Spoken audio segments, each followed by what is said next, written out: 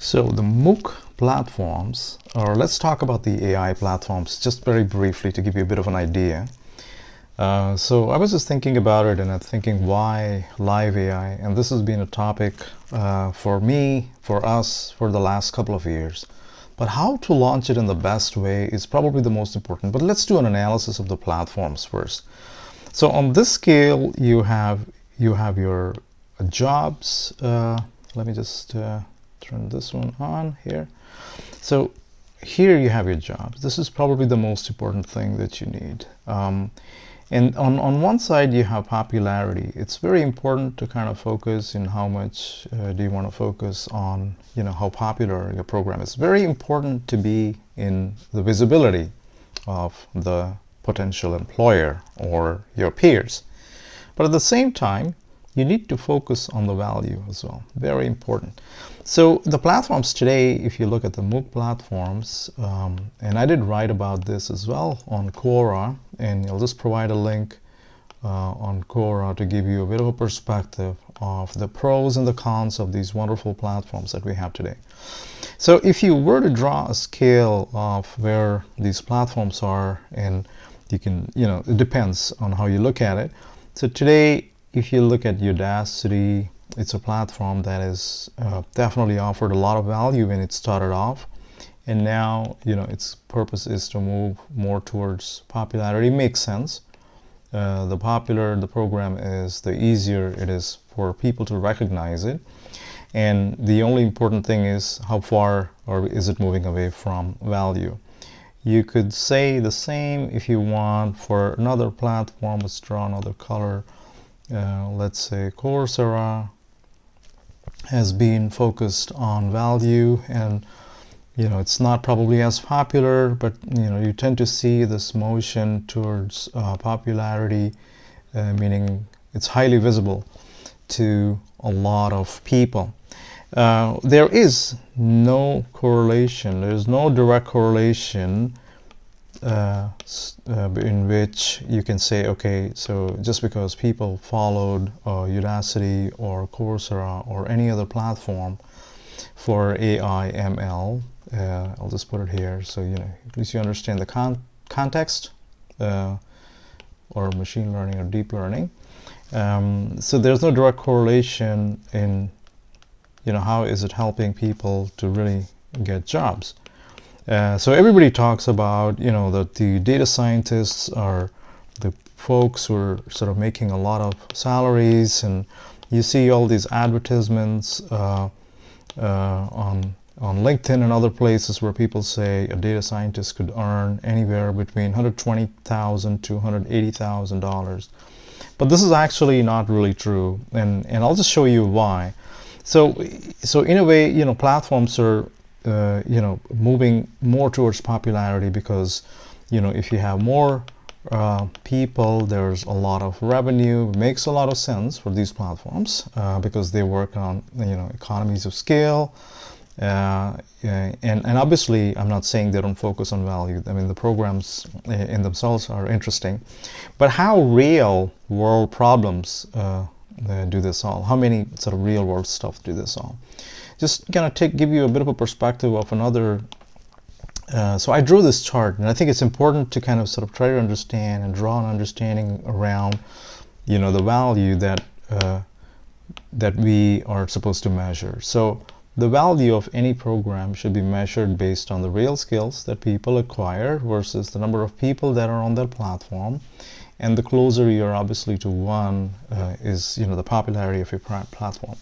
So for highly popular platforms, if it were here, you would see that the skills gap tends to kind of looks a little bit different than one would expect.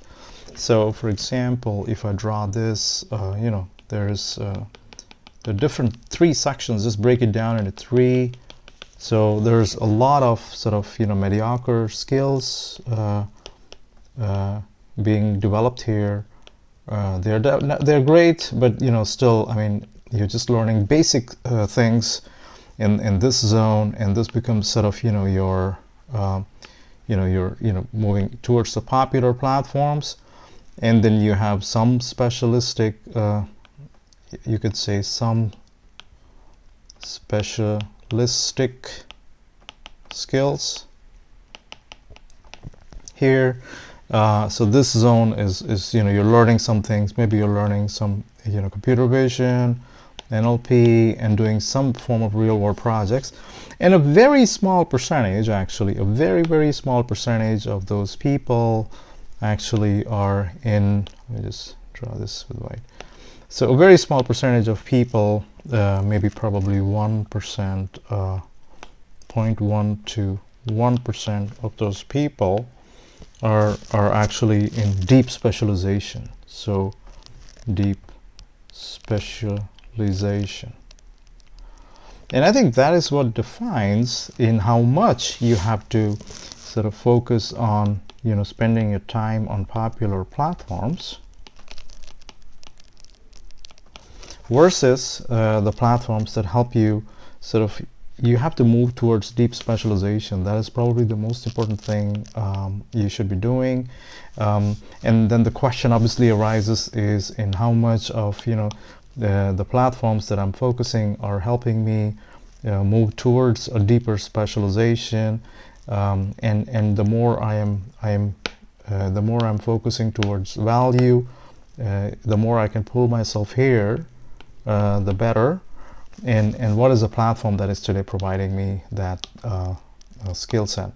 So I think from that perspective, it makes a lot of sense for you to escape mediocrity. This is what you need to escape. You need to move away from mediocrity and move more towards deep specialization. And finally, obviously, you need to understand what are the things that I need to be doing in order to sort of learn those skills that I need.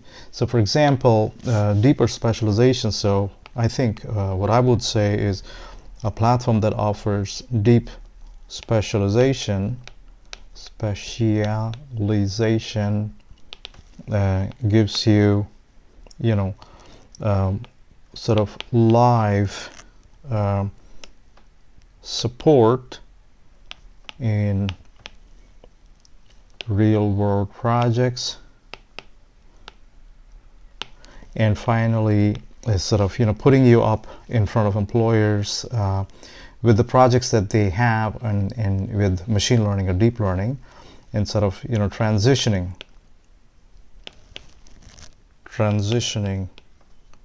to real world AI jobs. Now these are the three things, in my opinion, if you ask me, are the only way you can sort of move towards learning in a real world environment. There's a lot of noise in the market. There's too much going on, and you need to focus. There's too many platforms out there, and your goal is to focus on trying to get the right skills, trying to get the real world experience, and finally moving into sort of a company that is doing real world machine learning or deep learning. That is the only way for you to actually move into this area finally, where you can make this, you can try to move towards that specialization. And I'm not saying that the 120, 180K job is out there waiting for everybody out there. You just need to make sure that you have the skills to learn this and to be able to provide and put your skills into practice in the real world. So I hope this little sort of talk helps. This is what our goal is with LiveAI.